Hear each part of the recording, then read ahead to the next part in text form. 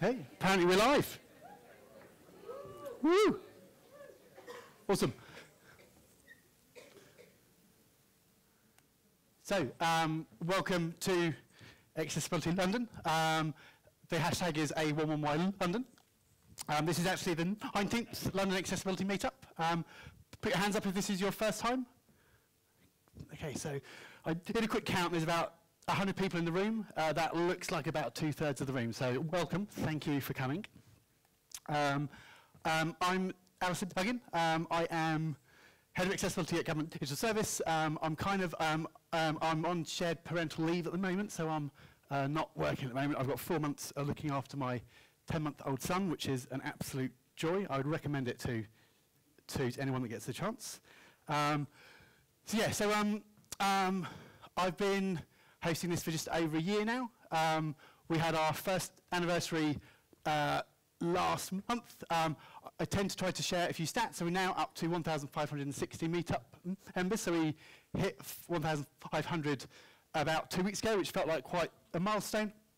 I think Chicago has 1,722, so that's who we're chasing. I believe that's a Meetup with the most members. Who doesn't follow us on Twitter? So that's probably about 30 people. So we've got 927 Twitter followers. If those that aren't following us would like to follow us, that would be great. We have 172 YouTube subscribers. Who didn't know that we've got a YouTube channel? Right, so at each event, we tend to have 2 talks, sometimes 3. We always video them, we always caption them, and we put them up on YouTube afterwards. So do go along to our YouTube channel. We have been really lucky and had some amazing speakers over the last year. All the talks are up there.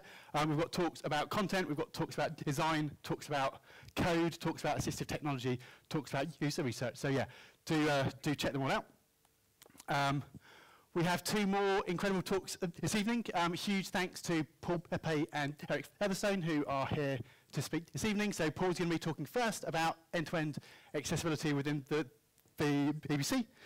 We'll then have a break for about 20 minutes, and then Derek Featherstone, who is over from Canada, who I'm super excited to have here. He'll be talking about extreme design and the practice of inclusion.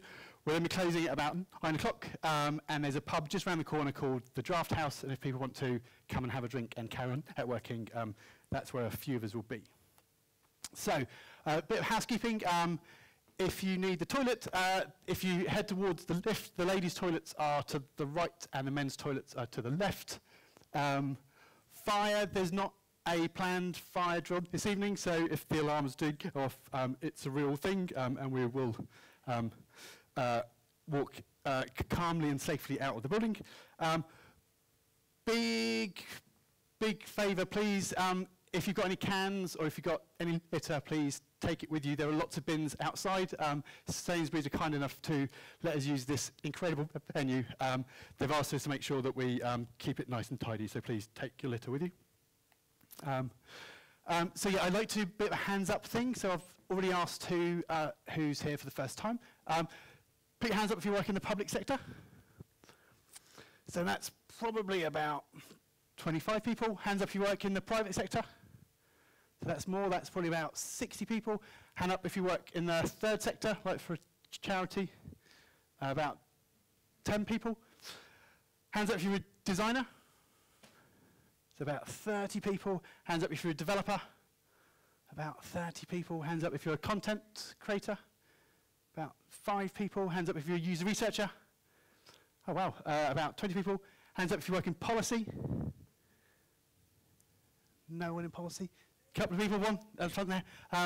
Hands up if you are an accessibility professional. So about 10 people. Hands up if you don't consider yourself an accessibility expert and you're just here to find out more about accessibility. Most of the room. Awesome. Welcome. Thanks for coming. I'd like to say a massive thank you to Sainsbury's. So Sainsbury's provide the venue for us.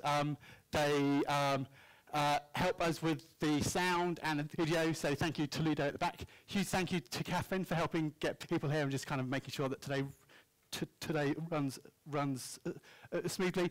I think this is probably the best meetup venue in London, so we are incredibly lucky to have it. So thank you, Sainsbury's. Also, huge thank you to Barclays. So all of the drinks and the food that you've been enjoying, that's been provided by Barclays Access. Barclays are doing some incredible stuff in the accessibility space. Do check out the Barclays Access web pages. They've got lots of great resources there. They're also providing support in helping us with the captions. Put your hands up if this is the first time you've seen speech to text at an event. About 30 people. So huge thanks to Orla that does an incredible job from MyClearText. So that's the hellos and the welcomes. We will now hand over to Paul for the first talk. It'll take him a few minutes to set up his computer. But if you'd like to put your hands together for Paul Bepey.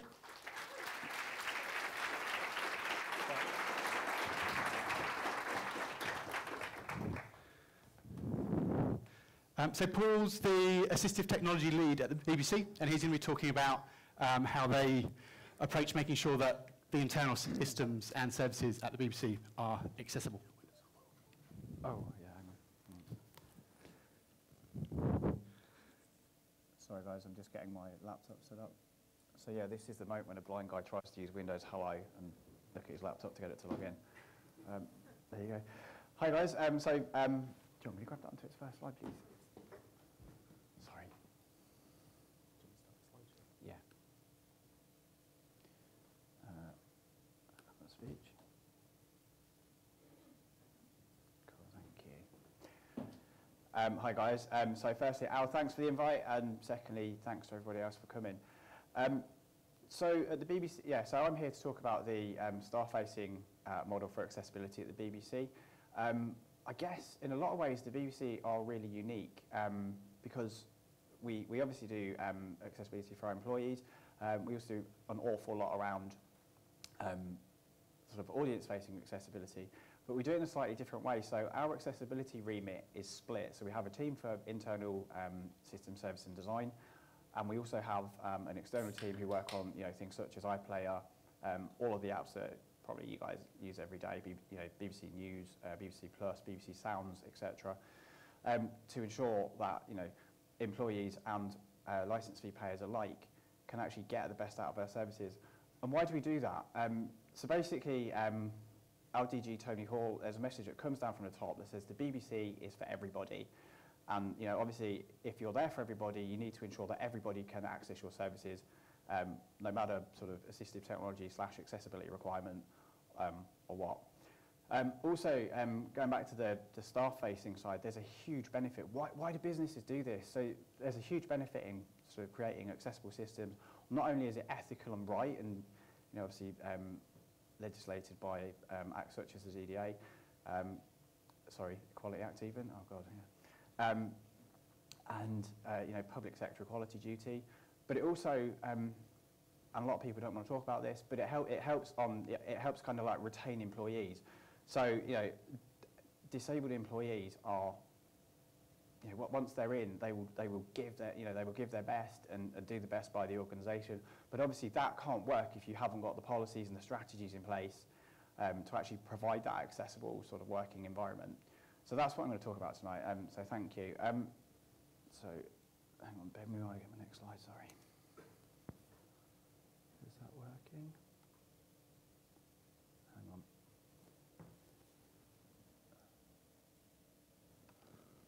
Is that plugged in? Hang on, sorry guys.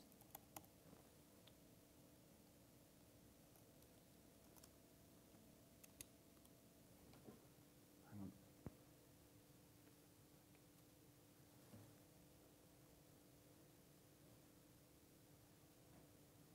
Hang on. Sorry guys, just having a few technical hiccups.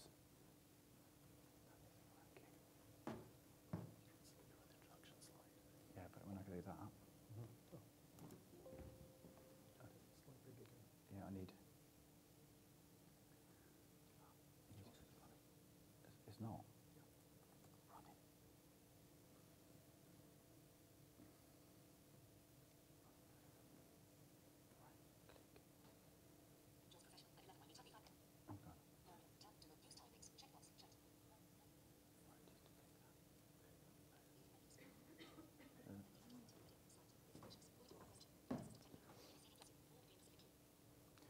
Okay, so my team, really sorry about that, everybody.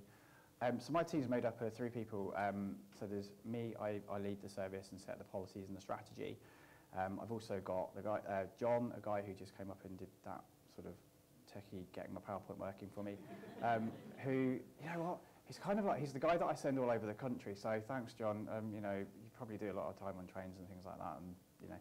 And then I've got another guy who's based up in Salford. So we're kind of like responsible for sitting across all of the applications and sort of services to make sure that they're accessible and do what they need to do. So the areas we're going to talk about, first, assistive technology platform, procurement, hang on, sorry, designing internal projects, requesting new items of assistive tech. Sorry, that slide should actually be in the other place.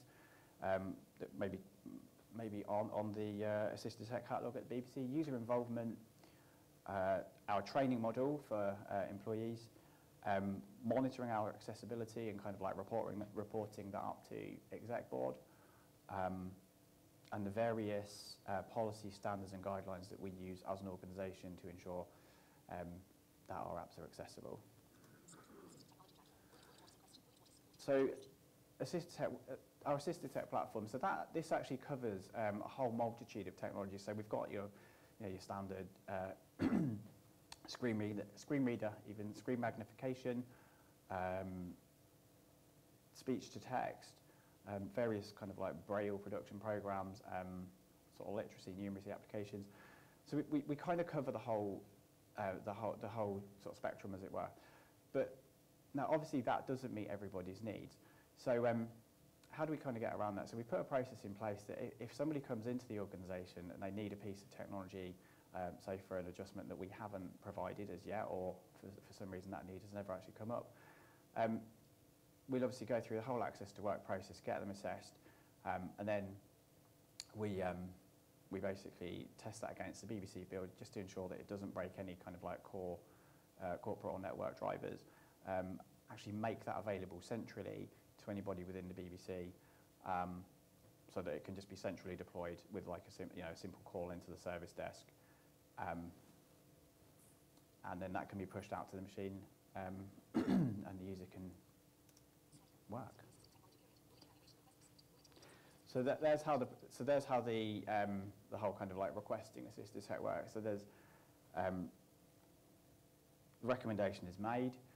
So that could be from either an existing employee within the BBC, could be a member of the assessment team, somebody involved within the service, so like one of my guys or one of our kind of like third-party IT contract providers. So we then basically go out, get the piece of technology which has ever been recommended. We'll do some testing with it, go over that, and get it, and it will literally be made available. The typical turnaround for that, I think, is about 7 to 8 weeks.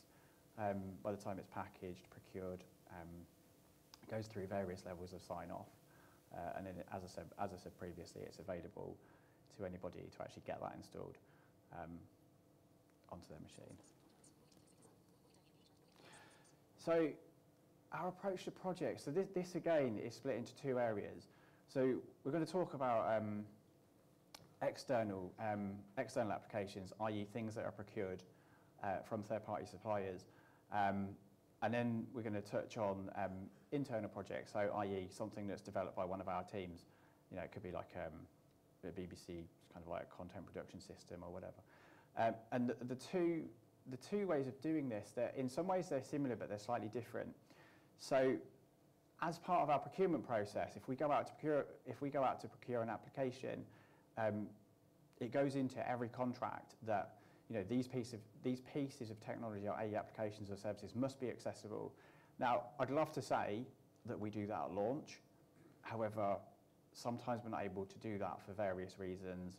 Maybe quite often, we're the first organisation who's actually asked for this to be accessible. And sadly, that happens more often than I'd kind of like to think. So we do a lot of work with developers and suppliers, and we'll actually talk them through, and in some ways kind of handhold them and just spread that knowledge. Why is it important to encoder screen in this way? Why is it important to have tab indexes, keyboard shortcuts, kind of, you know, tooltips, alt tags on images, etc., etc. And we'll actually, yeah, we'll go through the whole end-to-end process, get those applications accessible, and hopefully they'll be accessible at launch. I mean, we did one a while ago. I think it was last year. So we went from a highly, I'd say, scripted application, which was used in our newsroom. That contract was up, so went out for reprocurement. Obviously went through the selection process. A successful bidder was identified, and as part of that, we got it in literally the first line of the contract that this thing must be accessible at launch, otherwise it will not get sign off. I mean, this is like a pan BBC solution. It's used pretty much throughout the organisation. And yeah, like I said, we in this case we were one of the first customers to actually request this. So there was a lot of work. We went out, we did a lot of user research with various sort of groups of users, some assistive technology users, some not assistive tech users. And we kind of like embedded that into the whole process. We had regular contact with the project team, obviously internal BBC staff, the developers, the suppliers. We met them in IBC. I think that was 2 years ago. And we literally, you know, we had that kind of a bit waterfall, a bit agile. That we kind of like mixed the two. So we obviously had the functionality, and you know, we tested it as we went. And the whole thing, it hit the desktop, and it was totally accessible at launch. And I think that's a really big thing to have done. So you know, not only thanks to by my team, but also you know the other project, and probably mostly you know the developers who actually came at this, and they didn't have any awareness of accessibility. So you know, to actually get those people on board and to get that application accessible, I think it's a really big thing, and it's something that we maybe don't talk about as often as we should. Excuse me. So yeah, and then we come to the internal projects. So how do we deal with those? So we've got obviously my guys will embed into various teams throughout the life cycle of a project. We've got various policies and training courses and things which we'll come to a bit later. So we kind of raise the awareness of accessibility within the organisation, and you know everybody knows about it. And we've got a few courses, some mandatory, some not mandatory. So I think that's the way to do it. It's all about spreading that knowledge and getting people on board. So.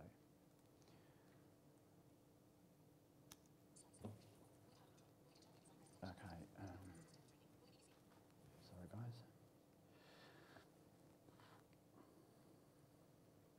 Okay, so our training model. Again, we operate this in a number of different ways. So sometimes, we sometimes go out to third-party suppliers to actually deliver kind of like bespoke assistive technology training. So if there's an application that's been scripted or whatever, then we'll obviously go to them for that. However, we also have a department internal to the BBC who actually develop a lot of our training material, and part of that is to actually include accessibility into that. So you know you create the workflows and designs that work for assistive technology users, and all of those courses come out. Most are accessible, but again, some are not. But when they're not, you know, we work with the supplier, we work with the internal teams, and get those kind of like to a place where our assistive tech users can actually use those at a standard equal to everybody else. Sorry, can I just do a time check, please? 10 minutes in the clock. Thank you. Oh, hang on. Slide 8. I think I've jumped a slide. Yeah, so once the training materials are released, that people can use them and stuff, and you know all of the training departments have got access to assistive technology, so they can either test with my team, or they can kind of test as they go along and sort of like release that way. So getting user involvement, how do we do that? So currently, it's something that we haven't been doing for very long, and obviously as part of becoming disability confident, one of the things around that is to involve users and stakeholders, as early as possible. So what we generally do is we go out to our kind of like communities and things like that and ask them, you know, what are their requirements around this piece of technology? So what is going to make it accessible and what is going to make it usable for those guys? What do they need from us? Because it's not very, you know, we can just as easily give them an application that looks accessible, but maybe it's not. So how, you know, how are these guys going to do these workflows? How are they going to actually get around this? And it's about involving kind of like communities and getting them sort of as valued and feeling as part of the project as we can. So we have like, you know, focus groups, user groups. As I said, it's something that's very new to us at the moment. So we're kind of just setting it up at the moment. It's in its infancy, but it's something that I'm really hoping will kind of grow as we continue our journey for disability confidence. Yeah, hang on, sorry, I'm just having.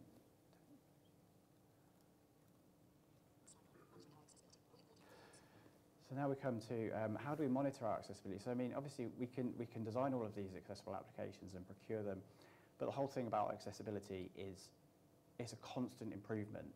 And bearing in mind, a lot of stuff at the moment is going cloud-based, which I know a lot of organisations are moving towards. We certainly are. Now, cloud for me creates a bit of a concern.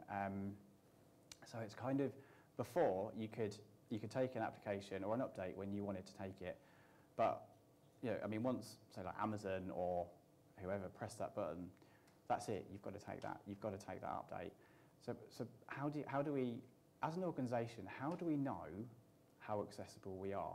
And that comes back to the constant cycle of testing. So we've got, internally, we've got a tool which at the moment, again, we're redesigning. We've done it through phase 1. We now want to do a phase 2 and get kind of like mobile access and various other functionality involved in it.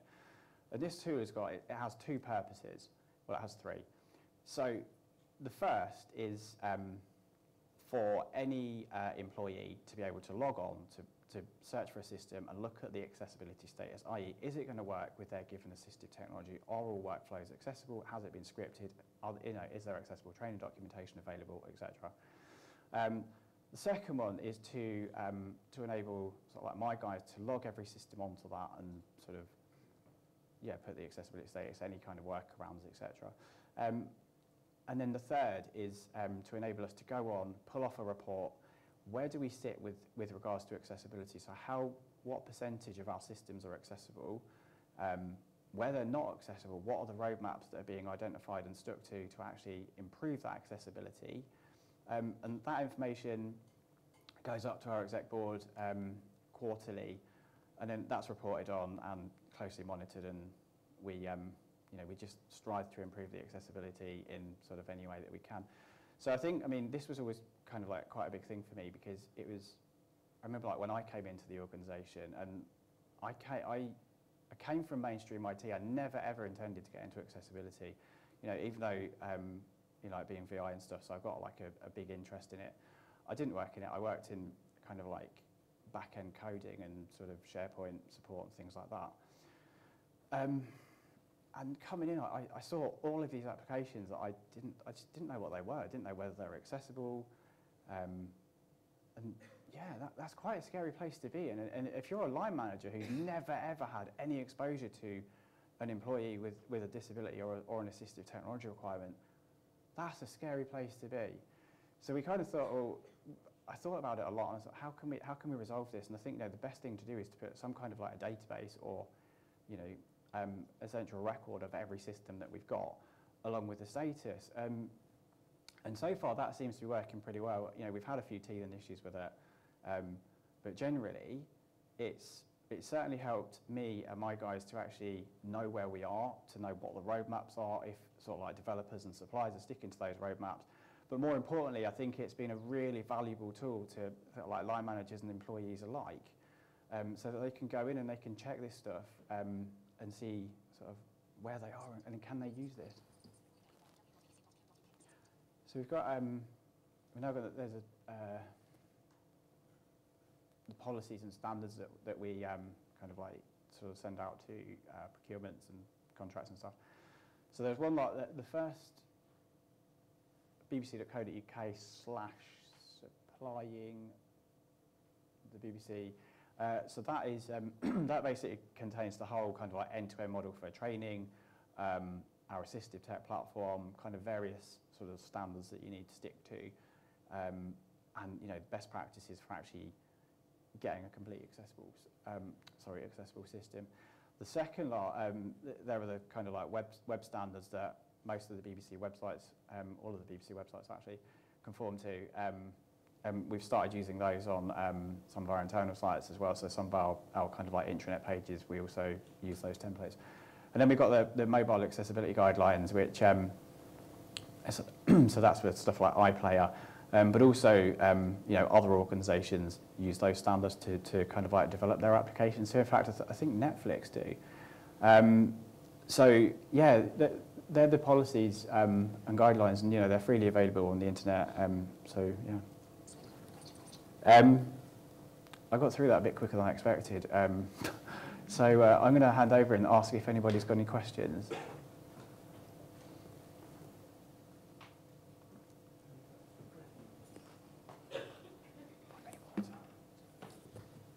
Hi, Paul.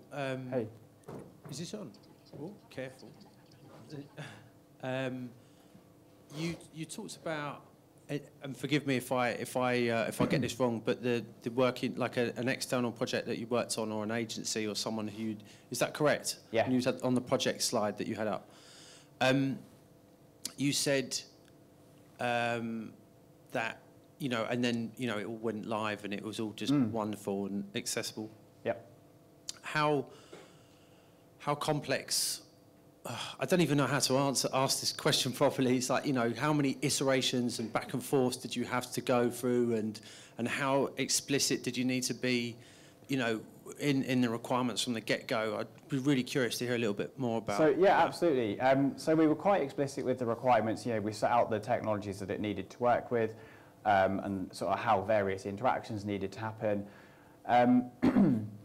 So yeah, we provided all that information, and we went through sort of like various test releases.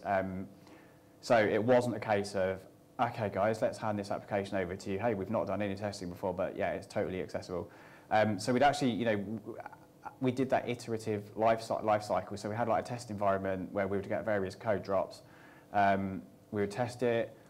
Sometimes they would break things, and then we'd highlight those, and they would be kind of like rectified in a normal release. There were kind of like change logs, ample documentation and test reports were sent across between the BBC and the supplier. So it was a long process, but it wasn't as painful as it would have been if that application had come in and not been accessible. Does that answer your question? Yeah, it does, and that's kind of, I guess I was kind of expecting that to some extent.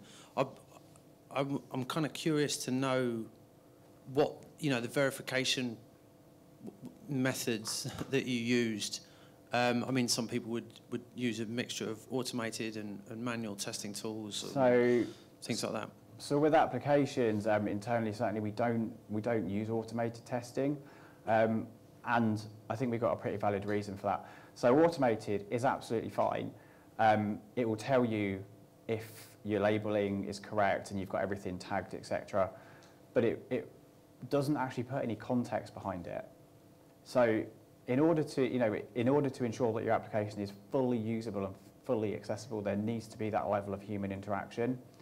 And you actually need testers and users sitting on the ground actually testing it. Can I do this, or does that label actually mean what I think it means, or is it just, has it passed its like white flag just because it appears in the right place? It's all about the context behind the label. I mean, it's all.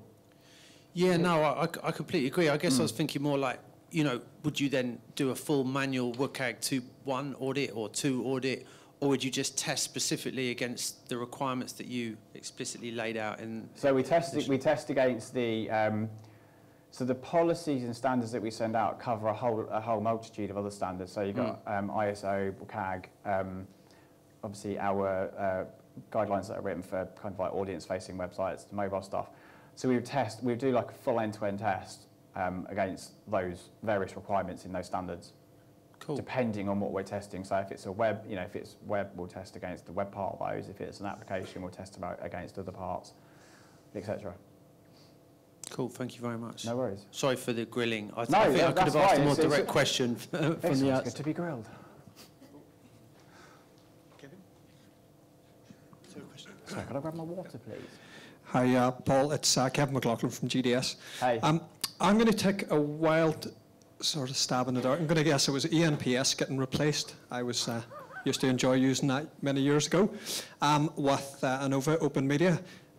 Can you tell me if you think that's going to help internationally, within the broadcasting industry, the awareness, because that client obviously now has had to make those adjustments and obviously implement accessibility into the platform. Do you think that's going to help in terms of spreading the word about accessibility and how important it is throughout broadcasting?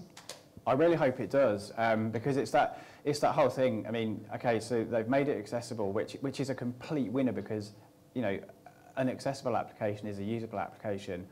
So it's good to bring it back to other things. It's a good kind of like marketing play. If everybody can use it, then that's it. That's clearly a benefit. And I'm more than happy to go out publicly and say how we worked with Anova and how they worked with us to get that application to the state that it's in now, and how we've now got a whole multitude of users with various technologies using it successfully. We don't need to deliver custom training. We don't need to deliver custom scripts. They can just literally come in on day one, sit down, and run with it in the same way that a sighted colleague can, or a colleague with no assistive technology requirement. So I think it's a total benefit, and I think it may take a while, but I think that message will get out there, because once other broadcasters start using that piece of technology, they'll realise how accessible it is and what work has gone into it, and they'll also see the benefit in doing this. Hi, Paul. It's Kevin said Isabel. Hey, Kevin, all right? Yeah, good. So, have you ever come across a situation, where developers really haven't been that reticent to making their applications accessible, and how have the BBC dealt with that as an organisation? Sadly, we have, yeah. And I think it depends how reticent they've been. Generally, we go down the route of trying to work with them, but if for whatever reason that piece of technology can't be made accessible, maybe it's due to like a technical limitation, or that it's just not possible, then we would look at kind of like workarounds such as scripting, etc. And although I'm not a huge fan of scripting, I think it's okay for short-term fixes and things. We would look at that if we needed to, and obviously do our utmost to get that accessible or into some kind of usable state. But I think as the journey progresses, more and more people are becoming, more and more sort of organisations and developers are coming on board and actually realising the benefits and the importance of accessibility. So I think certainly in the last 5 to 10 years, we've come an awful long way. Yeah. Thank you.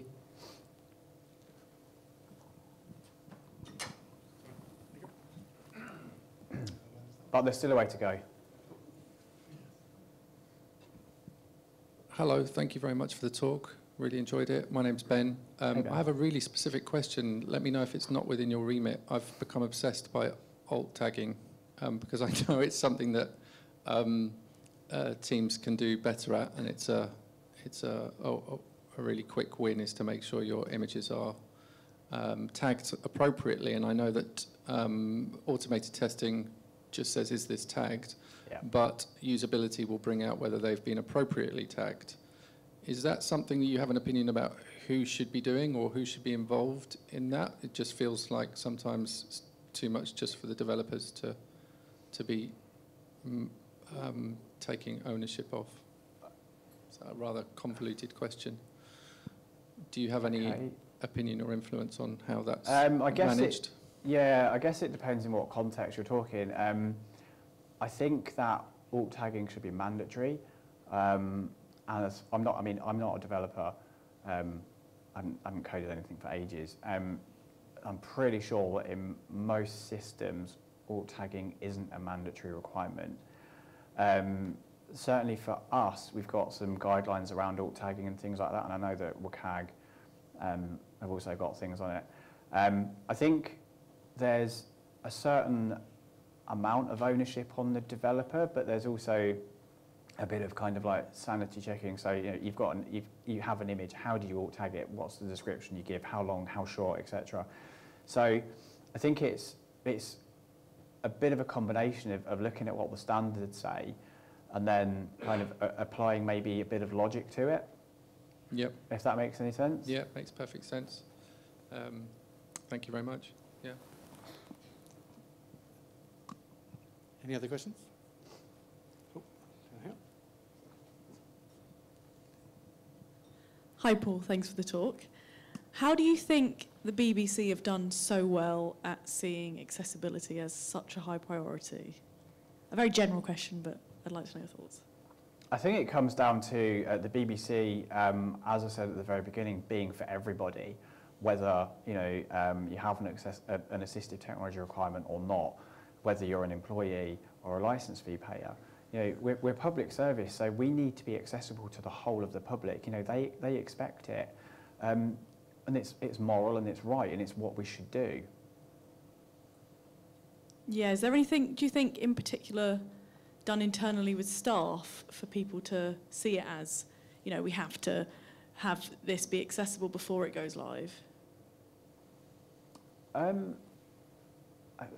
guess maybe training, what you were mentioning earlier?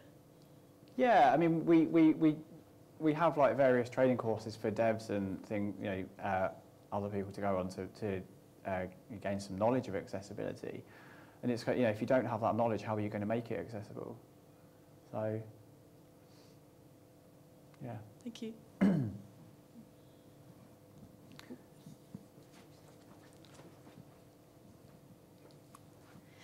Hi, Paul. Thank you. My name is Kirsten. I'm an aspiring designer, and I'm coming from the cloud-based business applications industry. And I know you touched on it, but I'd like to hear more about your biggest concerns about all the trend of moving to the cloud. Okay. So I guess one of my biggest concerns is that way that when things were kind of like mainly client-based or non-cloud.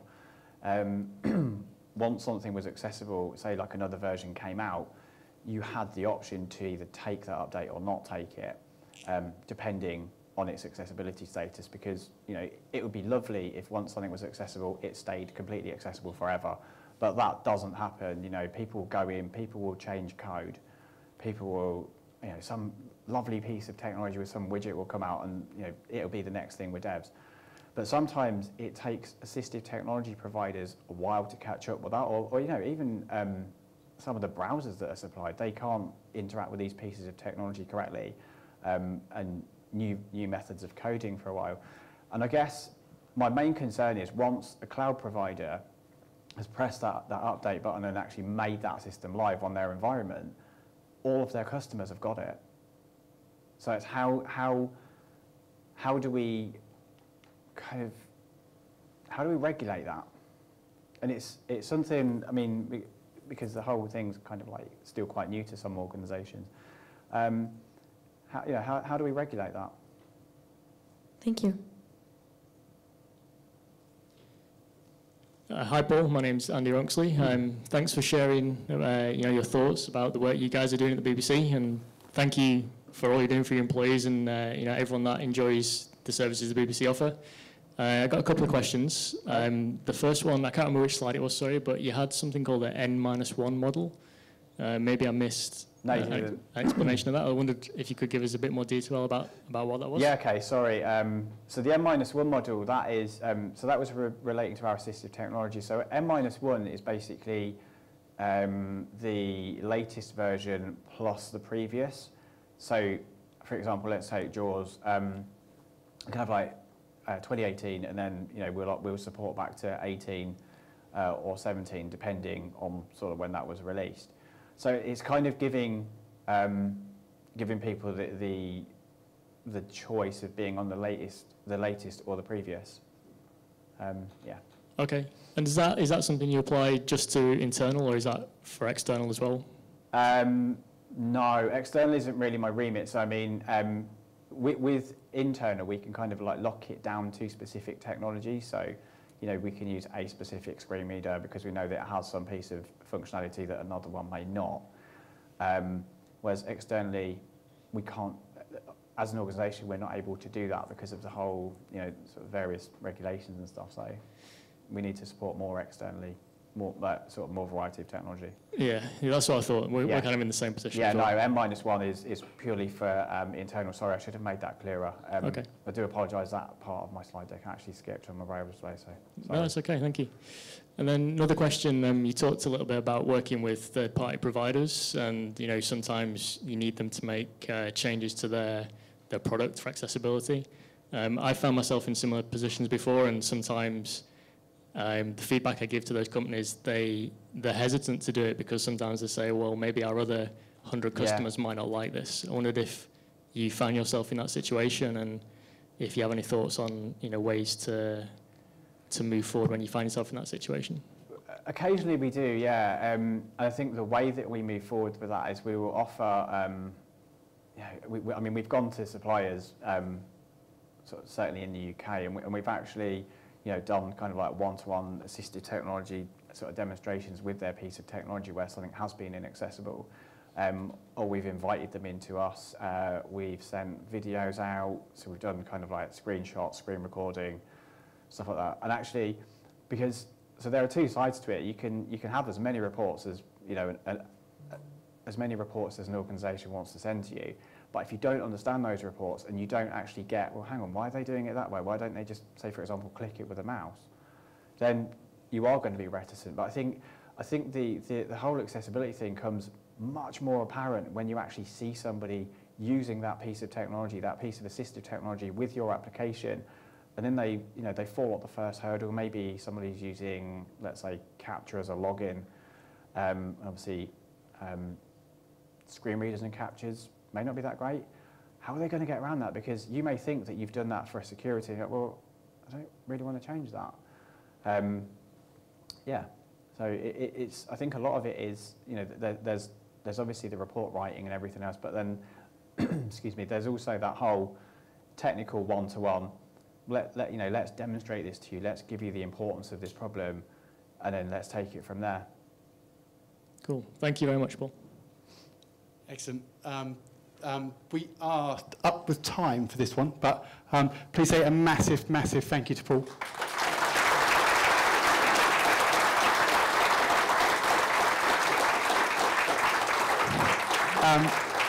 We're going to have a break now. There should be lots more drinks next door. Not sure, you may have already demolished all the pizza. There might be some bits of food left, but there's definitely drinks. So if you want to make your way next door and be back for 8 o'clock, and we'll have Eric talking about inclusive design.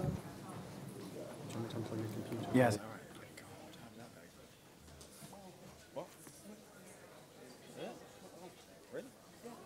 Why do I never feel like it does that? You take a while to warm up. Really? It went well. Cheers. How does that go? Yeah, it went really well. Do you want me to shut this down? Yeah. I always feel that it doesn't. Yeah, no, that's thank you. Slight hiccup with technology is what happens with Jaws and stuff. I always, do you know what? Seriously, I'm really sorry for that. That always upsets me. No, sorry about that. And that's always. Do we get many mentions and stuff? Oh yeah, of course. Oh, sorry, I nearly stole that. I'm used to it. I've got your laptop for you. Cheers. Shall I get you off the... Yeah. Oh, do I need to take this mic off?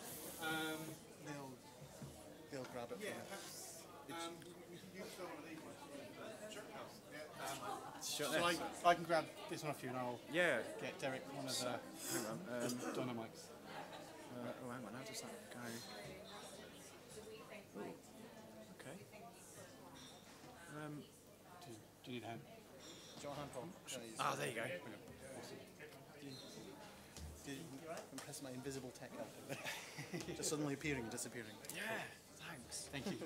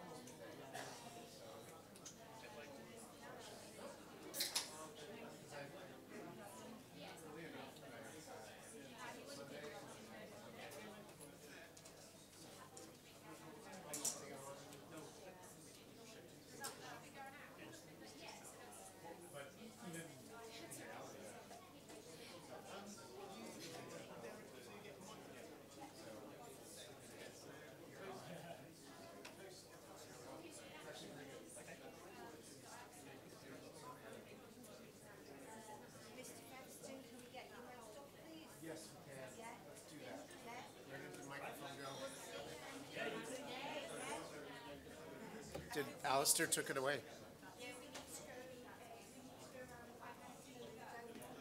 Oh, I see.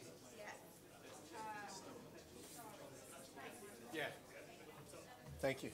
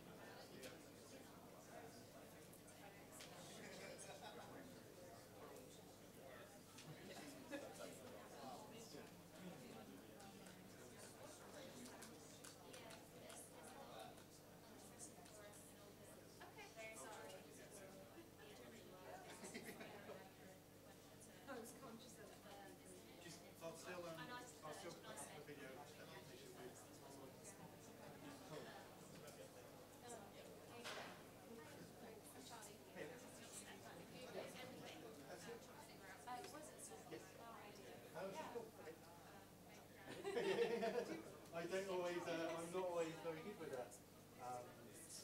Details. Yes, if you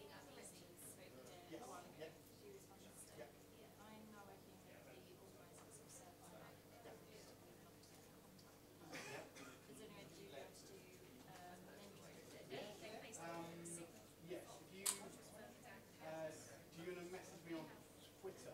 Fine. And I will do that. She's actually going to come and speak again next month. So she has only a short one. So she's started working on dining. So she's going to share that with us.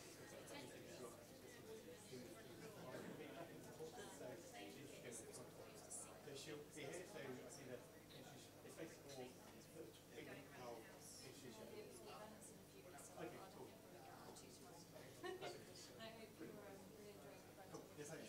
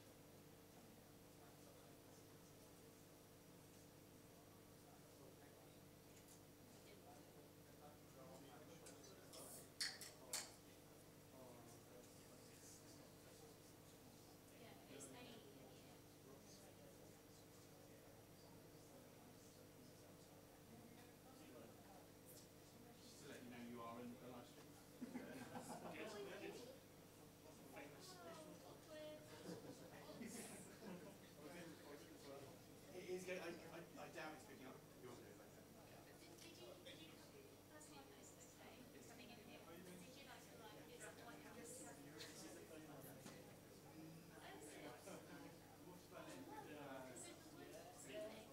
No, next week.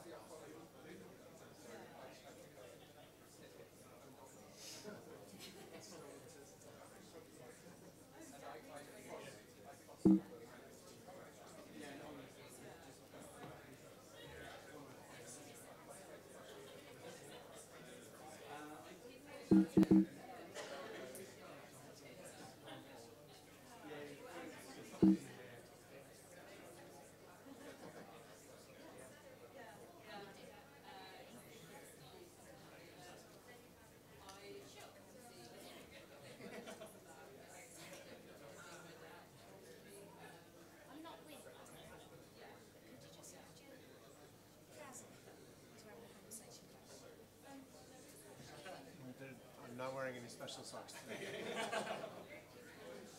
Normally I do.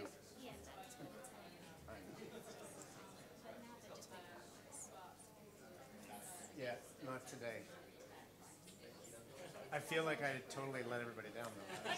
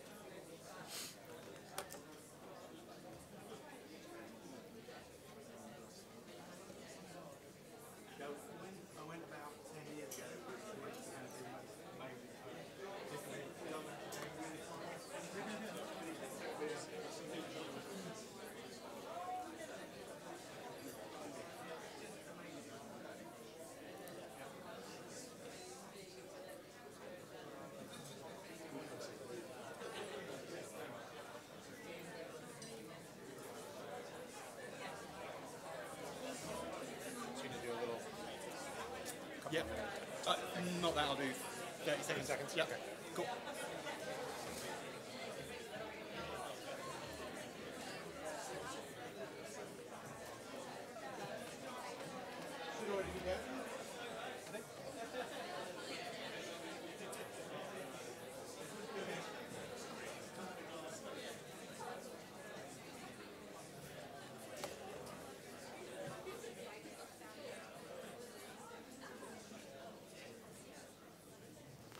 Hello, welcome back. I am super excited to have Derek here. So Derek contacted me 3 weeks ago, said you were going to be in the UK, and I'm just so happy that we managed to get the timing right, so Derek was able to speak here. Derek is literally one of my favourite speakers. I hugely admire his approach to accessibility. But when I first really got into accessibility, it was kind of Derek that I followed and learnt loads of my stuff from. So I'm super excited to have him here speaking at this event. And I will just hand over to you. And enjoy. Thank you. I feel no pressure at all now. So this is a tap right here in London. This happened many years ago. And I was staying at a hotel, speaking at a conference, and I have a hot water tap on the left, and I have a hot water tap on the right, and I'm out. Like, I don't know how to do this. I don't get this country. I just don't understand. It doesn't make sense until I see the sign that tells me the left tap operates the shower and the right tap operates the bath. So now I at least know if I will burn my head or my feet. It doesn't all come together until we look at the whole picture and we see that the tap is down here where you expect it to be, but the sign and the instructions on how to operate it are about 6 feet away on the side wall. We all intuitively know that, whether we're a designer or not. We all can look at that and say, that's not a good design. We all know that those instructions should be somewhere down here by the tap itself, right? The concept that we're talking about here is one of proximity. So we talk about that in design all the time. That proximity is a principle that we need to kind of adhere to, that things that are closely related to one another should be grouped together, right? We need to group these closely related items in an interface. So we're going to take that and we're going to apply that to the digital world now. And what I would like to do, for those of you that are able to, we're going to do a quick little test. And I'm going to share an interface with you. It's a form that you need to fill out. Now, if you're able to see the screen, you will be able to do this. And if you aren't able to see the screen, I will explain it to you. But we're going to go for probably about 30 seconds where everybody in the room will be doing this thing that may not make sense. So I will catch you up very quickly. I'd like everybody to take their left or their right hand and hold it up. And this is awesome. Make like you're holding a straw. Now, don't make it a big straw, make it a tiny straw. And what you're going to do, if you will indulge me, is to look through the straw at the screen. I used to teach school, that's where my head went there. So you're going to look through the straw at the screen, and you're going to either cover up your other eye or you're going to close the other eye. And so what you're going to do is, and you can put your straws down for a second. When I reveal the interface, you're going to be looking at it through the straw. And so that's why we have a dark screen here, so that you can't actually see the interface, because if you were looking at it right now, that would be classified as cheating. So what your job is to do is to look through the straw at the screen. I'll reveal the interface, and your job is to orient yourself and then fill out the form. Fair? All right, so straws up. And here's the interface. So you go ahead and fill out that form. And while you do that, I will take a photo of you.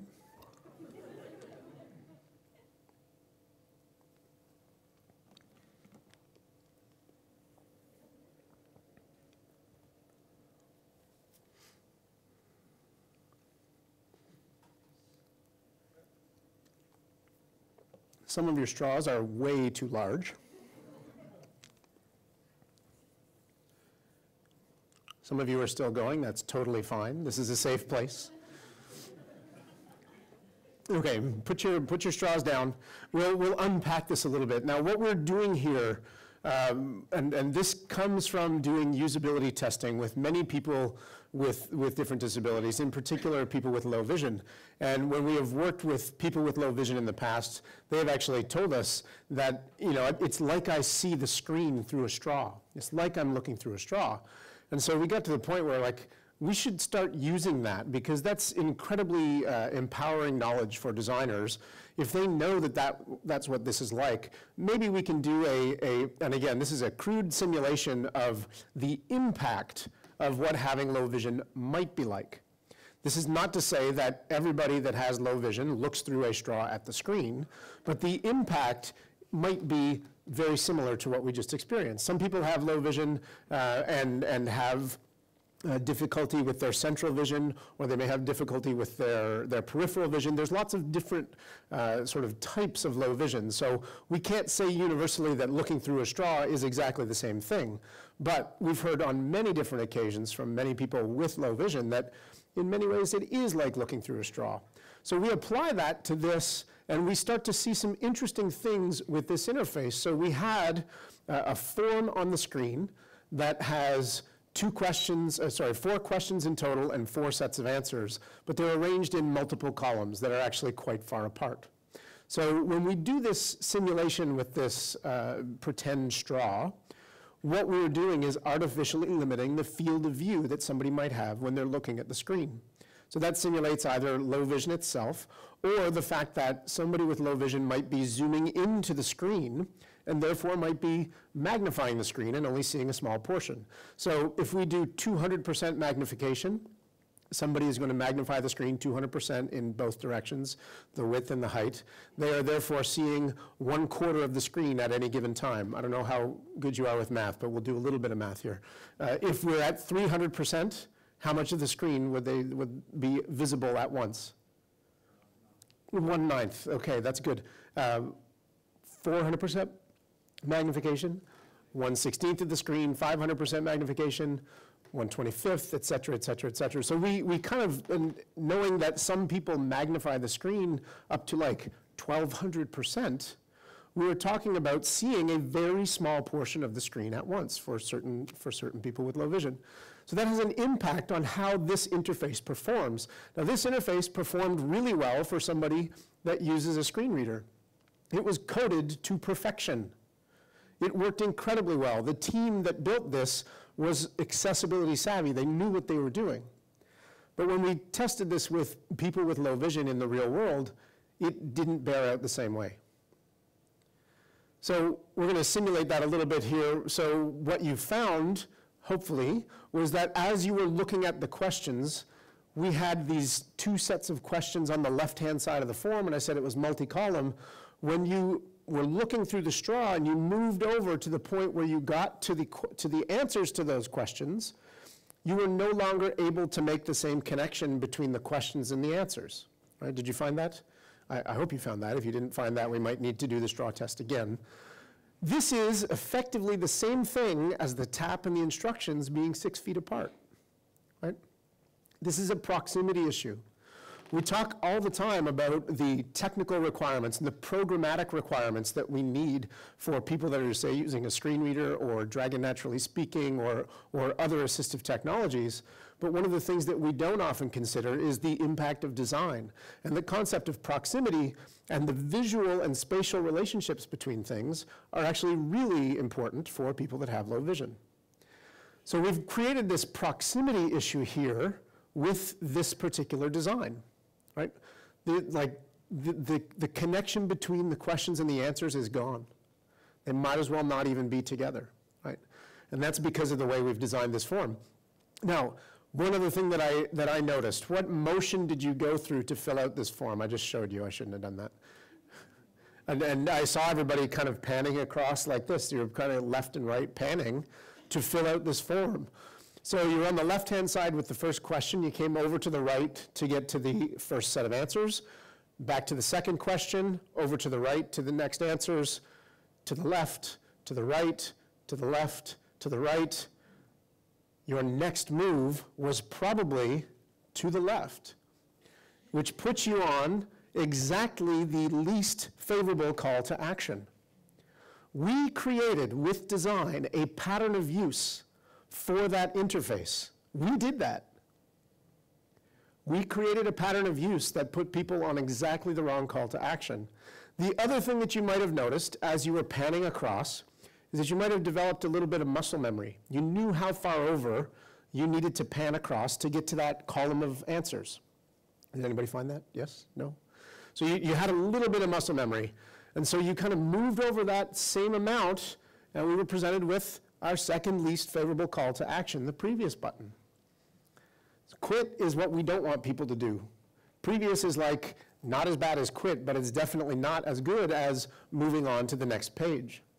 So this entire form, even though it was perfectly coded, did not perform well at all for people with low vision. We had this proximity issue that we created by putting these two questions together and these two sets of answers together and these other two questions and these other two sets of answers. So we have the proximity issue. We have a pattern of use issue, right? We created that zigzag pattern and we put people on exactly the wrong call to action. And then if you take a look at these three buttons, quit, previous, and next, in design terms, they have what we call the same visual weight. They're all roughly the same size, the same shape, the same color. The only way to distinguish between those three buttons is by reading them. There's no obvious things that disambiguate one button from the next. Does that make sense? We can fix this with design, and we can make this perform much better for someone that has low vision and maintain exactly the same code so that it works really well for somebody that uses, that relies on those programmatic relationships. So we can take this interface and we can turn it more into something that looks like this. We've created now a single vertical stack, and most of you might recognize that as a layout that works really well on your mobile phone. Right? Almost everything that we do to design things well for people with low vision has this beautiful benefit of making it work really well in a mobile context as well. Because a mobile phone is just one other way of kind of having a limited field or a limited amount of real estate to work with.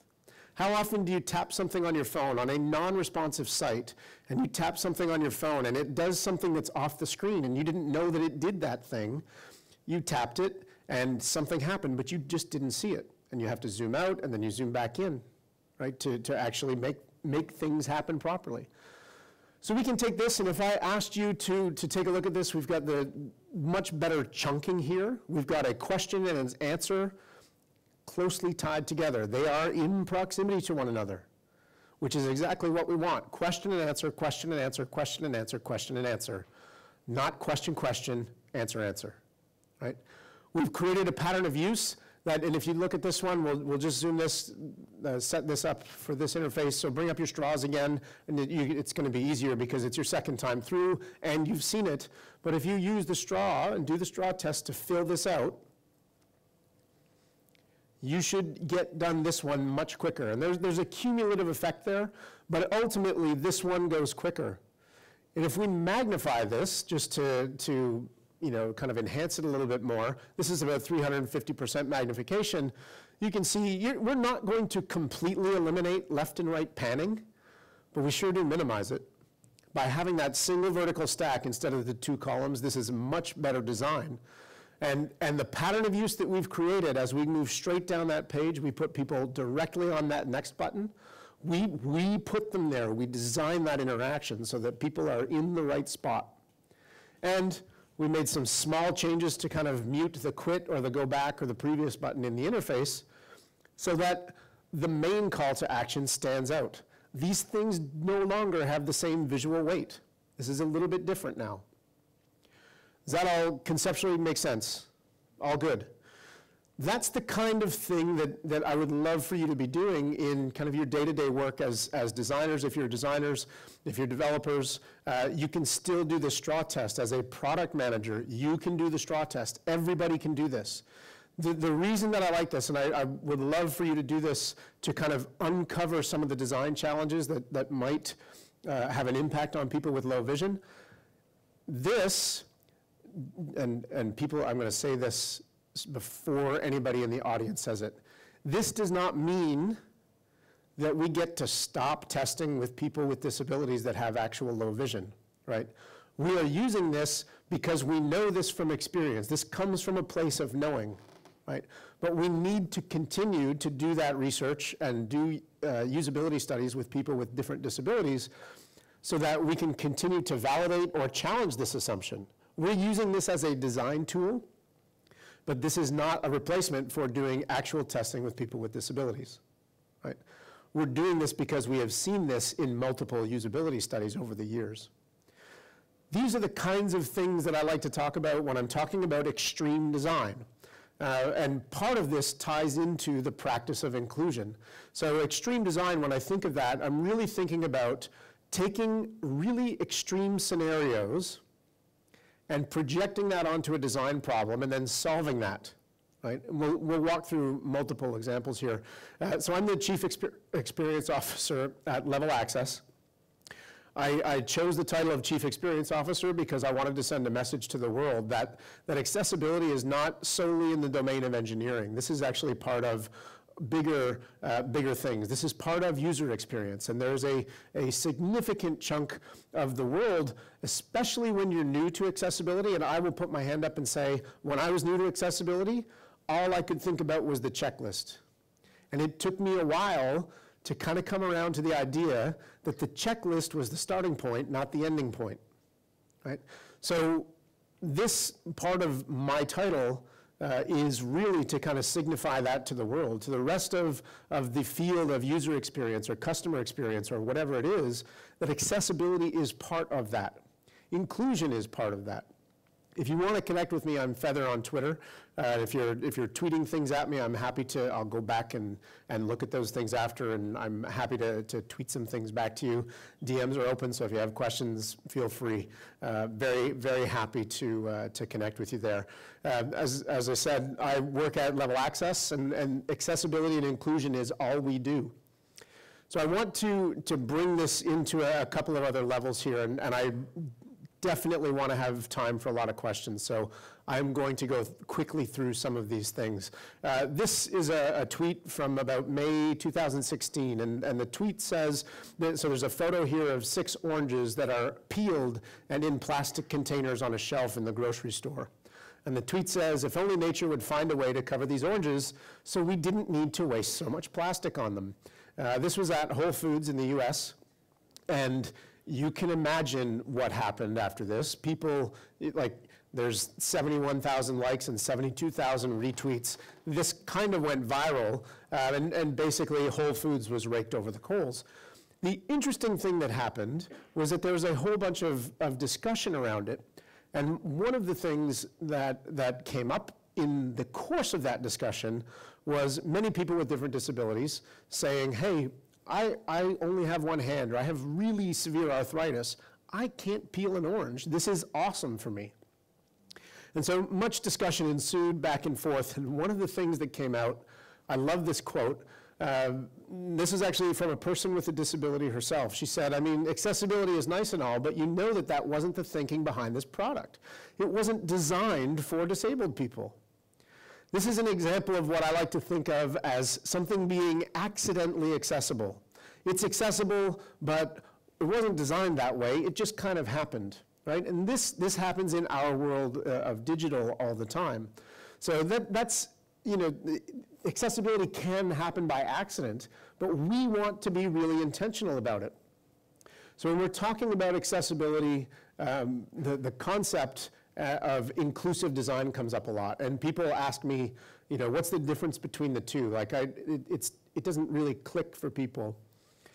People often use the terms interchangeably, like, oh, this is accessibility, and like, oh no, we shouldn't be talking about accessibility anymore, we should be talking about inclusive design. But they're completely different things.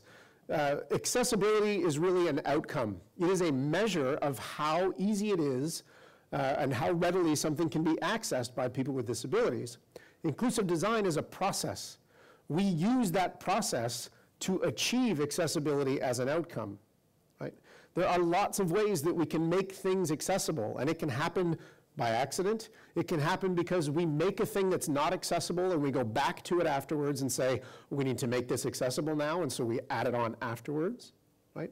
We can make a thing that's accessible, and that is not accessible, and we can say, it's going to cost us, 40,000 pounds to, did you like that? I threw it into your own lingo there. It's going to cost us, I don't even know if the math is right, but it's going to cost us 40,000 pounds to go back. That sounds like a lot. Holy cow. That's going to cost 40,000 pounds to go back and fix it. We should just build another version of it for 20,000 pounds, right? And so we have an accessible version and a not accessible version. I don't condone that, right? I don't think it's a good idea, but we've still achieved the accessibility outcome, right? That second one, even though it's not the best way to do it, we've still achieved accessibility by building that new version. There's lots of different ways we do this. I like inclusive design because it gives us a sustainable, repeatable, systematic way of approaching design and building such that we achieve accessibility repeatably. We achieve accessibility as an outcome, and we can do it in a more repeated and sustainable way.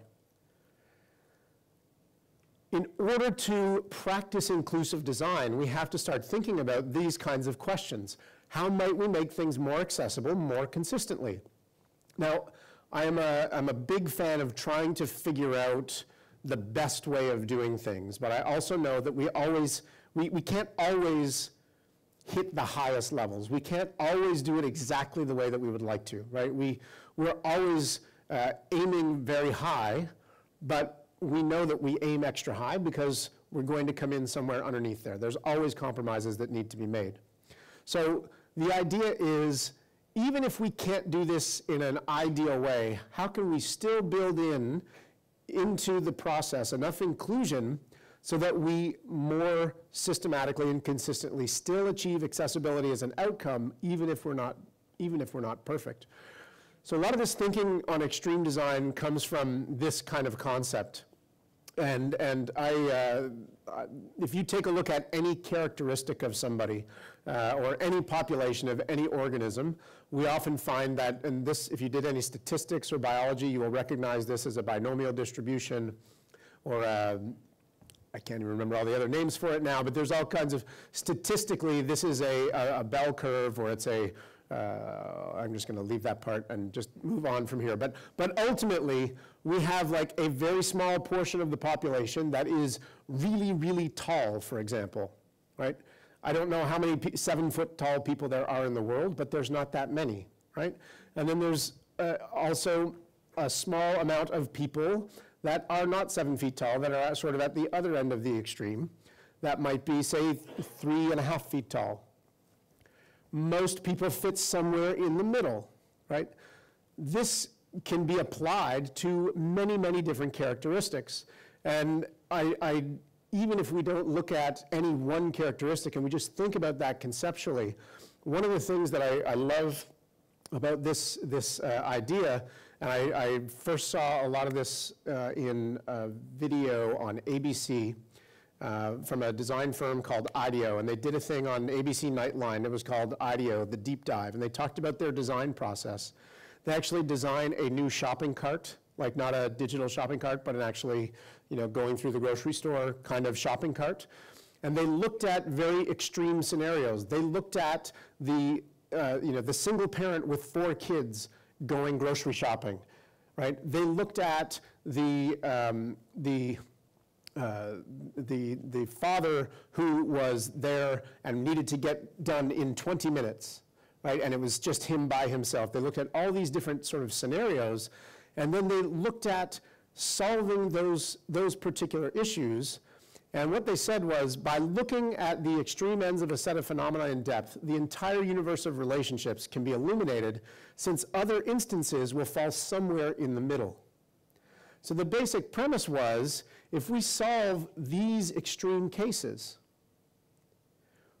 we end up touching on and making things better for everybody in the middle.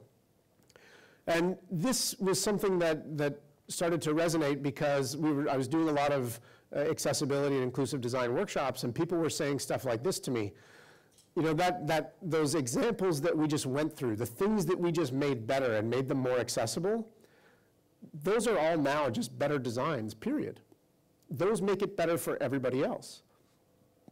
So the idea of taking an extreme and projecting it onto a problem and solving for that ends up making things better. So let's take a look at some of these extremes. I'm going to go through these fairly quickly, just so that I can share some of them with you, and then we'll get into questions shortly. So here's an extreme. Somebody cannot see a really critical visual, right? The most important thing on the page happens to be a very visual thing. And this happens all the time. So how do we solve that particular problem? So I'll give you an example. This is a map, a Google map of theoretical boundary changes for the city of Ottawa. I'm from Ottawa, Canada. And this inner polygon here, this purple one, is smaller, and then the outer polygon is like the proposed boundary. And so we were working with the team on this. This is anonymized, and this is not the real thing, but we were working on a map with a particular team. And so the team actually said, hey, you know, we don't know exactly how to make this accessible. And I said, okay, no problem, let's talk through this. And they had some ideas.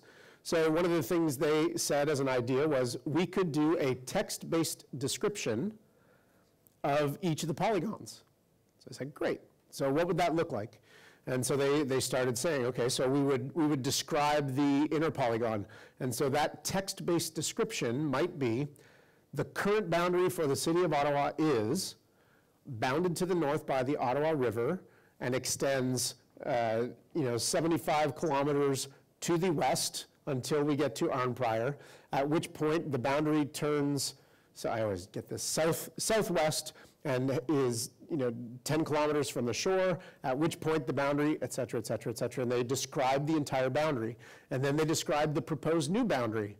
And I said, great, that's cool. What other options do we have? They said, we could describe the difference between the two boundaries.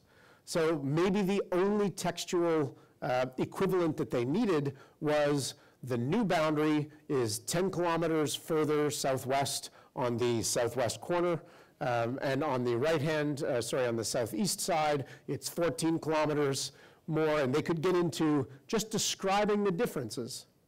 Like, okay, sounds good, what else? They came up with the fact that the polygons are all basically a series of latitude and longitude coordinates. They were saying, well, why don't we just provide people a feed of that so that they can take those and then maybe put them into a more accessible mapping tool? So these are all great ideas. But why is this map on the page in the first place? And their answer was, well, because the spec has a map on it, and so we have to put a map on. Like, cool, I get it, but why is the map there? What problem are we trying to solve? And that's where it started to really make sense. They said, well, it's there, and you may get this or not. I don't know how the world works over here, but in our world, this is important. I want to know if I'm inside the new boundary, if I'm impacted by this, because my taxes are either going to go up or they're going to stay the same. Right? My property taxes are going to be dependent on whether or not I'm inside the new boundary or am I still outside of it. So that's important to me. So what is important, the reason that they were putting this on there was so that people could determine whether or not they were impacted by this change. So he said, of those 3 options that you came up with for a text alternative or a text equivalent for those polygons, which one of those helps people determine whether this impacts them or not? And they said, none of them. I said, okay, so now we still have a problem, right? We need the purpose of the interaction to be reflected in the text equivalent. Otherwise, it's a text equivalent where people still have to do too much work. So then they said, okay, so if that's the problem we're trying to solve, why don't we just do something like this? Why don't we just build in a postal code lookup? And they looked at it and they said, well, that just makes it better for everyone. Like, yeah, like, let's make it better for everyone. But they would not have gotten there with this simple little postal code lookup to let people know that, like 90% of the people would be well served by having that postal code lookup. So they looked at that, and they would not have gotten there if they hadn't kind of been already thinking about how will this work for somebody that can't see the whole point of this page, which is this big visual right in the middle of the screen. So if we take that concept and say, as an extreme, what happens when somebody can't see the most critical thing on the page? What happens when we can't see the most critical thing on the page? And we solve that problem, we end up making it better for everyone. And it's accessible. Here's another one. We did the straw test. We created a limited view of the screen. If we were to look at this, and this is a genericized table of data, if I asked you to look through the straw, so look through the straw, and now this is going to be weird because I'm going to ask you to look at a particular cell. So I am circling a cell right now, and it's got this number 10 in it. If you're looking through the straw, it becomes more difficult for you to know what that piece of data is all about, right? Okay, you can put your straws down.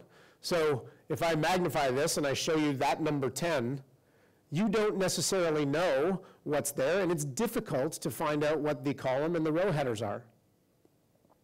So we started to think about what ways could we find to solve that problem. So we built this as a prototype so that if you, and I'll show it to you in a zoomed out view here, so that if you hovered over an individual cell, you had a little call to action that you could actually bring the row and the column headers in so that if you were looking through a limited field of view, excuse me, if you had that limited field of view, you might end up being able to see the things that had to do with that cell. Right? And we only came up with that because we were thinking about particularly how will people with low vision use this.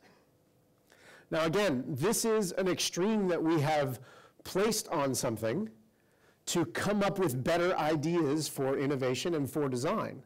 That doesn't mean that this is guaranteed to work really well for someone with low vision. This might really suck. But we came up with the idea because we put that extreme on it. We can take this is a table, like I love the fact, like some of the things that are built into screen readers, I'm like, I love that. Like the fact that I can use a keystroke to say, I'm on this table cell, tell me what the table headers are with my screen reader, that's power, right? And that comes from the programmatic side of things. But that doesn't mean that we can't find better ways to make things work for people with other disabilities as well, or people without disabilities. This idea, every single time I've shown it, and this is a small table, there's only like 10 rows here, but if you imagine this on a table of data that has, say, 300 rows on it, every single person that I've showed this to that is looking at large tables of data as part of their job, they have said, well, I want that because that would make my life way, way easier. Right? We only come up, and we had different versions of it too, where we bring the entire header column and the entire header row in, because the task that you were maybe trying to complete was not about one cell, but you were trying to do comparisons, things like that. There's different tasks that we try to complete with tables of data, right? So there's dependencies there on what tasks you're actually trying to complete with respect to that table, but there's lots of different solutions out there, things that we can come up with. And so the idea is take an extreme, solve for that extreme, and then apply that solution and see what things end up being not only more accessible, but better for people without disabilities as well. I also like to design for Dory. I don't know if you know who Dory is, but we know in North America, Dory is Dory from Finding Nemo and from Finding Dory fame. Dory, as a fish, has a memory that is not very good. She remembers things for a very, very short period of time, and so she is very forgetful. And so one of the things that I would like to do is for us to be more mindful of the concept of forgetfulness. We see airline interfaces all the time that used to look like this, where you would have labels that are inside the form field on this flight booking search form. And when you click into the form field, the label or the placeholder disappears, right? And it might be technically labeled and be labeled well for somebody using a screen reader, but for somebody that can't see, that can't remember what that thing was, or they started it and they switch to another tab and they come back, maybe they don't remember what's in there anymore, right? And so we've seen solutions where we need to be thinking about expressing this as an extreme that goes on to a design problem. So I forget. Choose a highly important field or piece of content in the interface and then assume that someone forgets it. How might we design to minimize the impact of forgetting? So if we keep that in mind, we might come up with solutions like this. And this is what almost the entire accessibility world did, was something like this, so that once we focus in that field, instead of the label disappearing completely, we made it persist, but we moved it up in the interface and created some more space there, right? Does that make sense? Here's another one. We see things like this all the time. We have fields like date of birth, and we have a placeholder in it, MMDD, Y. But one of the things that happens is once we start typing in that field, what happens to the placeholder? Disappears. It's gone. But if we designed something and said, this format is really important, what do we do if somebody forgets it and it disappears in the interface? We might come up with a solution like this, where when we start typing, the placeholder moves up into the label so that it now persists. Make sense? Don't know if this is a great idea. We've done this before on certain forms. Don't know that it works everywhere, in every application, in every scenario, but this is a thing that we have done before with quite reasonably good success, because it eliminates the problem of forgetting what that issue was. I'll give you another one here, designing for motion in one direction only. We saw this, excuse me, we were doing an e-learning project where we were making an e-learning interface more accessible. And one of the things that happened, we were doing usability testing, and so I'll give you a run through of what it looks like here. Just the idea is, this is a drag and drop. We have one question, we have four prompts with fill in the blanks, and 4 items along the bottom, A, B, C, D. So the question is, move the item to the correct position. We've got 4 answers, A, B, C, D. And the idea is we drag and drop those into the correct slots. And that's like a matchup question, very typical in an e-learning scenario. And so when I click on, which one am I going to click on? I'm going to click on an object. I'm going to drag that. And I'm going to say, so an object, that was letter D. And that goes into number 2, which is an object is an instance of a class. If I grab C, an argument, you can see here as I drag it, if I don't drag it and drop it exactly on the drop target, it snaps back into place and goes back down. It's like an invalid thing. So one of the things that we found in doing usability testing with people using Dragon Naturally Speaking, they're using voice recognition software because they had limited use of their hands, or they had chronic pain or carpal tunnel syndrome, and so they were using Dragon Naturally Speaking. One of the interesting things that we found as people were manipulating this interface with Dragon is they would say, click an argument, and they would click on that. Dragon would move the mouse cursor there. It would fire a click event, and then they would say mouse drag up. So they would be mouse dragging it up, and they would get to the point where they wanted to move to the left to put it into the right slot. And they would say mouse drag left, and the mouse drag up terminates, and a new event fires. And because it was over top of the stem rather than the actual drop target itself, it flies back down into place in the bottom. So how do we solve that problem? If we design and put this extreme, how can we improve our interface to make it better for someone that maybe only moves the mouse in one direction only? So if somebody can only move the mouse in one direction at a time, and again, hypothetical, there's not, that may be a very extreme case. People can only move in one direction at once. But what that forces us to do is take complex motions and maybe break them down into less complex motions. So for some people, moving on a diagonal might be much more complex than we think it might be. So if we do this and say, how can we improve this to make it better for mouse movement in only one direction at a time, how might we change this? How might we change this design? Anybody? You can participate here. I'm totally down with that. I'm tired of talking, so go ahead. Yeah. Make the whole thing a valid drop target, right? And people come up with different options as well. They say, well, we could take A, B, C, and D, and we could put them all underneath here in a vertical stack so that we only have to drag up or only drag down. We could make it so that these drop targets, these little things that actually look like text boxes, you could just type the letter A, B, C, D in there, right? There's lots of alternatives, and there's lots of ways of making it more accessible.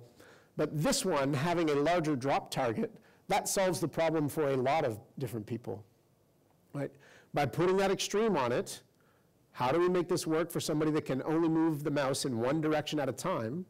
That solves a very specific problem. Still with me? All making sense? This one is my favorite. Designed for Andre or Fezzik. Hands up and say I if you know who Andre the Giant is. You didn't say I, so let's try that again. Hands up and say I if you know who Andre the Giant is. Aye. Okay. Hands up and say I if you know who Fezzik is. No, really? So often, many more people know Fezzik than know Andre the Giant. So Andre the Giant was a professional wrestler. He was about 7'4" and about 570 pounds. This is his famous move where he takes out two wrestlers by putting their noses in his armpits. But he was a very large guy, and he starred in, or was in one of the, as a star in the movie The Princess Bride, which is where Fezzik comes in. So if you don't know Andre the Giant, you might know Fezzik. And this kind of puts it into perspective. Andre is a big dude. You can see here, this is Andre the Giant on the right, and he is here with Mandy Patinkin and Carrie Elwes. His head is literally the size of both of theirs put together, right?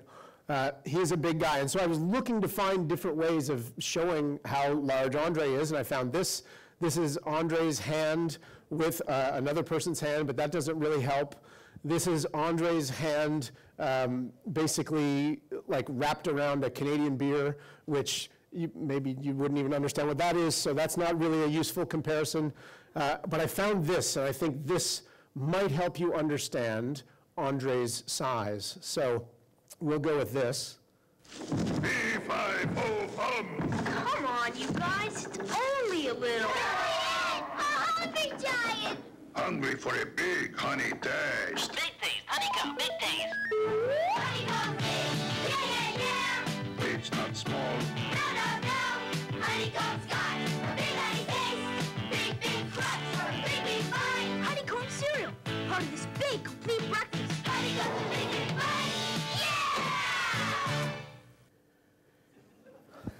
Now, I showed you that 1980s honeycomb commercial with Andre the Giant in it to show you these two things. The average size of a honeycomb is roughly 1 inch or 25.4 millimeters across. Statistically, I sampled this. I purchased and ate 75 boxes of honeycomb to verify that this is actually the case. So one honeycomb is roughly 1 inch across. We have this, sorry, I can't let him look at us like that. This shows Andre holding that honeycomb, and therefore we know that Andre's finger pads were roughly about 1 inch across. Now, what does that have to do with the world of web design? So we know that an Apple Watch, and we use the Apple Watch with touch and with gestures. The average finger pad size of a human adult is 10 to 14 millimeters across. Andre's were 25 millimeters across. On a 42 millimeter Apple Watch, that basically means that his entire finger covers almost the entire interface. And so I ask this as an extreme, how would Andre ever operate an interface like this, right, where he's got an Apple Watch. How could we make this so that Andre could operate that? And most people, the first thing they tell me is like, he would never wear a watch. He'd just like duct tape an iPhone to his wrist, and I totally get that. But bear with me, it's an extreme. It's not necessarily a real scenario. If you take a look at this interface, and we project that extreme onto it, right? Andre's finger pads were about 25 millimeters wide. Make your design easier for Andre to use on a touch screen. So if this interface here, which is like a set of search results with some pagination at the bottom, there's a whole bunch of things that we would do to make this work better, right? All of these links that are on here are pretty tiny, and they are very compact together. If you look at this set of pagination results, 1, 2, 3, 4, 5, next and last, all of those links or buttons are crammed up against one another. It's going to be very, very difficult for Andre to select number 4 or number 3 that are in the middle, because the other ones that are around it, there's no breathing room, right? There's no white space around those buttons. The controls are too close together for somebody that has large fingers. So there's a bunch of things that we could do in here. Every time we solve these problems, we end up making things better for everybody, not just for people that have that particular disability. So I hope all of that makes sense to you. I want to kind of take I'm going to jump ahead. Give me 1 second here. The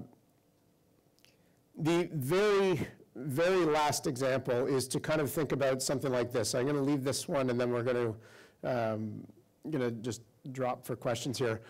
One of the extremes that I often think of is like, how would we design if somebody only consumed the headings on a screen? Now, we know that nobody only consumes the headings. However, we know that headings are important, right? Headings are important on a page for somebody that uses a screen reader. They are important for somebody with cognitive difficulties. So some people with literacy issues or reading difficulties, they might actually collapse a page so that only the headings are showing. Some people with different forms of autism, there might be a lot of cognitive overload to deal with a large quantity of content on a page. So what they might do is have a little extension in their browser that says, collapse everything. So it only shows the headings, and then they can click on one of the headings and just show the content that's under that heading. So they can like progressively consume things without being overwhelmed by the entire interface at once. Does that make sense?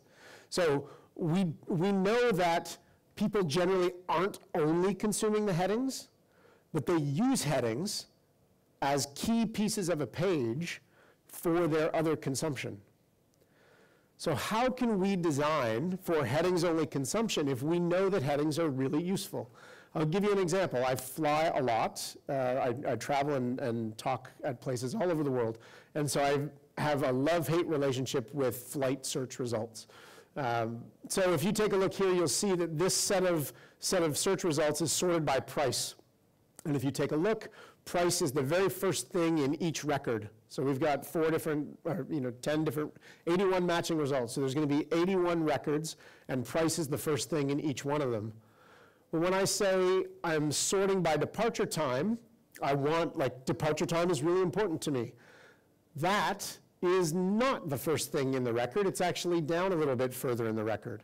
And when I say sort by shortest flight, the duration is buried even further down in the record. Now, if we were to project an extreme on this and say, can we make this work well for somebody that only reads headings, even if nobody only reads headings? Can we make it well for someone that only reads headings and use this kind of this other extreme as like this headings-only interface? What might we do? Well, we might do something like this, where we say sort by departure time.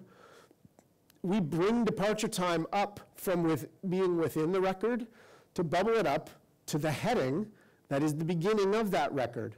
So now, instead of it just saying heading level 3, $1,397 total cost, it says heading level 3, $1,397 total cost, 10 a.m. departure time.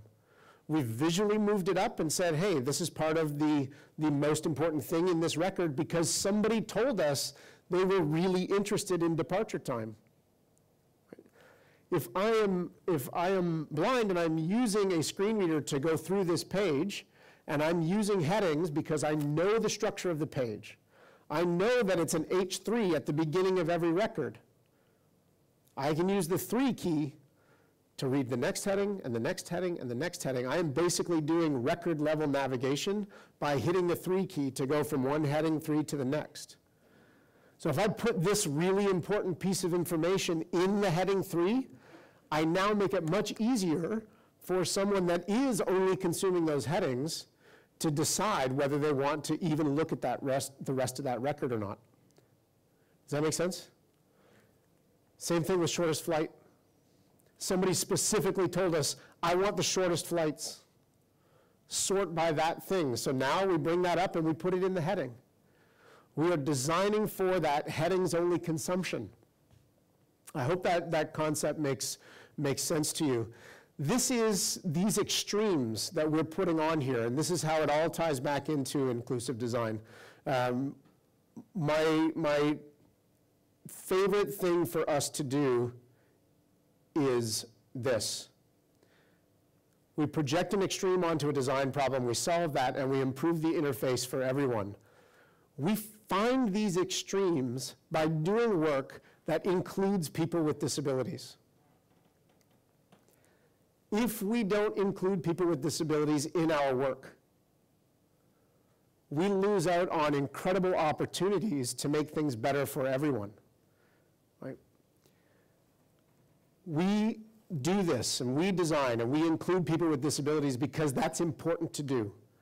We need to sell this to other people at times. I feel like I'm getting in the way of everybody taking photos here. I'm going to move over here. We do this because we know it's the right thing to do. That doesn't convince everybody else. The fact that there's a side benefit that when we solve accessibility-related issues through inclusion, that we end up making things better for everybody, that to me is like one of the best, most unintended, but really nice side effects that we can actually point to and show business value. There's lots of different ways to think of business value, and I think it's incredibly valuable for businesses to say, we are including people with disabilities. But if they get this extra lift as a side effect of that, that helps us sell it. That helps us make a really good business case. I originally told Alistair, I said, I think I'll only talk for about a half an hour, and then we'll do half an hour of questions. It didn't quite work out that way. I even cut a whole bunch of slides. But I want to stop there and then get a chance here. We've got a few minutes left to do some questions, so I hope we can do a lot of questions in 6 minutes. So, don't make comments, ask questions. I will answer them as fast as I can.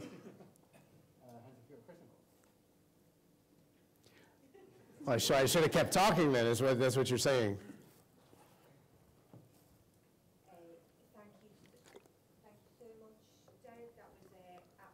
Corker of a presentation, so I love the table heading thing.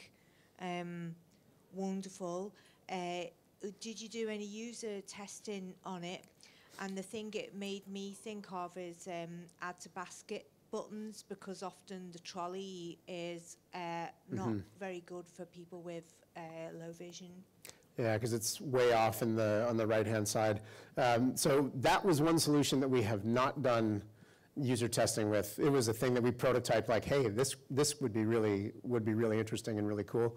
We haven't seen anybody that's like ready to put that into a prototype and actually test it.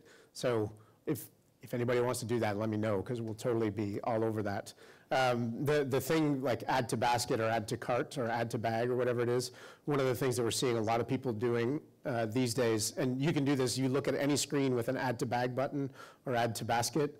If you use the Schraw test on that, how would you solve that problem? We see things off in the top right-hand corner, they update, and we see the number go off.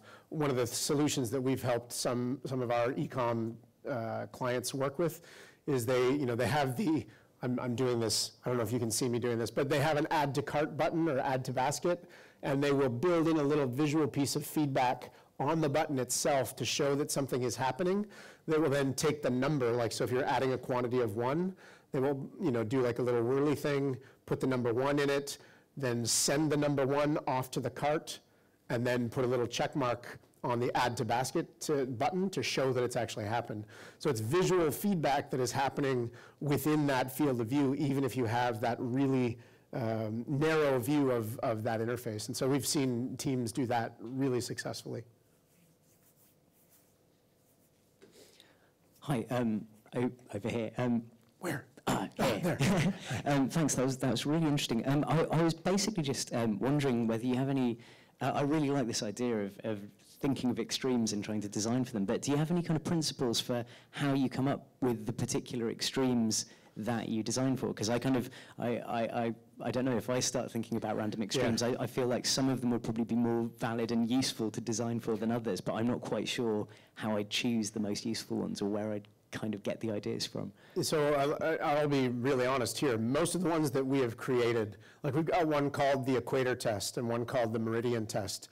And it basically means if you're trying to complete a task and you cross the equator of the screen more than twice, it's going to be difficult for someone with low vision. It's going to be difficult for somebody that's using a keyboard. And so that, like, slice the screen in half, go over that. Same thing with the meridian down the middle of the screen. That's kind of what the straw test was as well, right? We were crossing back, over and back this meridian the entire time. And so we've kind of, postulated these. These were coming from, so doing real usability studies with people with disabilities. That's the most important piece. You can't abstract from nothing. So you need to have some experiences to kind of pull those from. But then, a lot of people look at these things that we've created and said, like, well, that's great. Now we don't have to test with people with disabilities. I'm like, no, the moment that you think you don't need to test with people with disabilities is the moment that you have to actually do it more, because now we have to validate those assumptions. The thing that we created, the equator test, created it, had no idea, like, is this even going to be a good thing? So it was truly like we were designing that as a tool itself. So I would say that's your best way to do it. Test with real people, abstract what you can, and extract those good bits. Think about kind of like, hey, this is maybe some inclusive design thinking here, and then go back and test and validate that solution. Cool, thanks.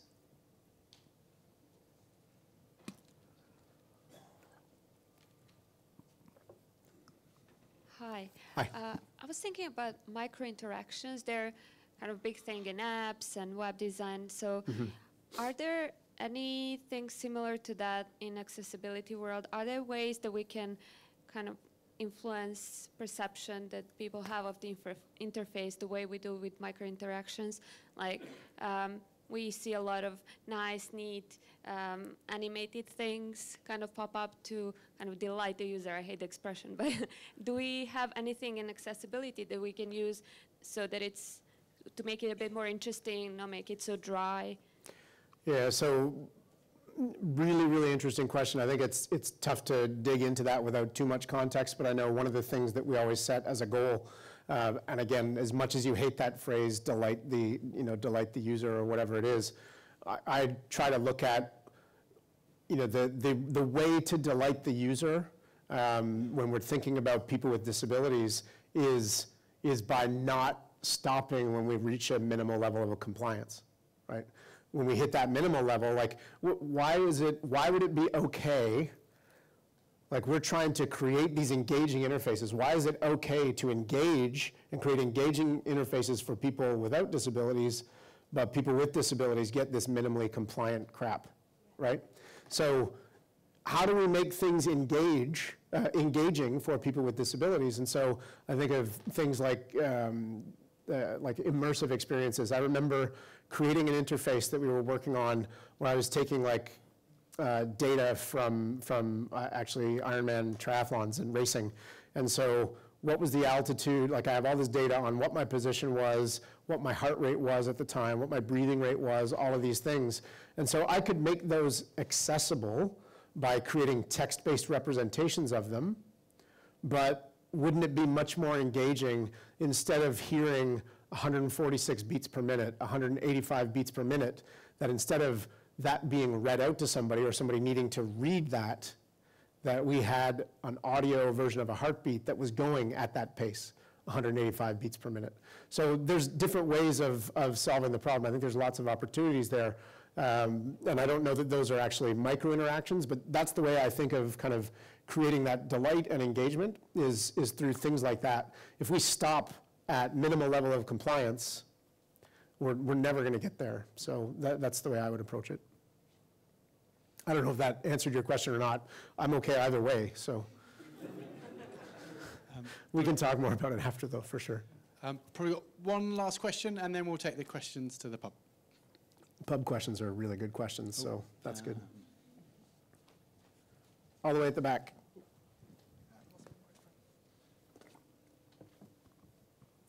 Hi, thank you for the presentation. My question is for the e-learning thing. These days we have the gamification courses, right?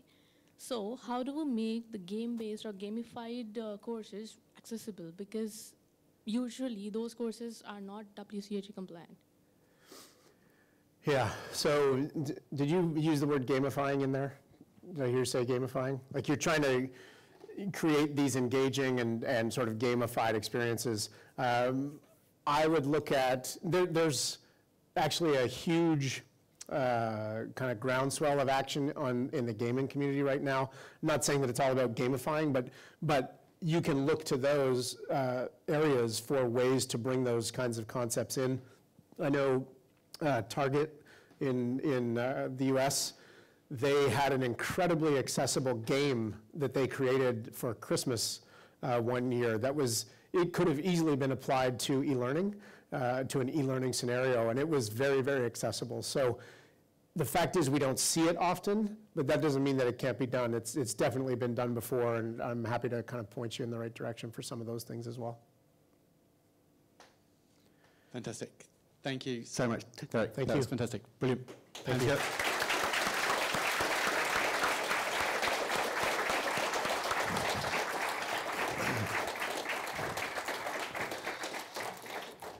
So just a really quick wrap up from me. Obviously, I want to say a massive thank you to our two speakers, to Paul and to Eric. Thank you. Thank you. I'd like to say a massive thank you to our hosts, to Sainsbury's for letting us use this amazing venue, for Ludo for helping us with the live streaming and the audio, for Orla for the text-to-speech, and for getting the live captions working as well. And a massive thank you to Barclays as well for providing all of the food and the drinks and the support. We'll be back next month on Monday the 26th of November. I'm going to be speaking at the next one along with Sarah Richards, who will be sharing some content design best practices that she's working on with the community. And the one after that, I think, is Monday the 17th of December. For those that want to carry on the conversation, we're going to go to a local pub. It's literally around the corner. It's called the Draft House. If you follow us down, please take any litter you've got with you and put it in the bins. And thanks again for coming, and hopefully see you next month. Thank you. Thank you. Cheers. Cheers.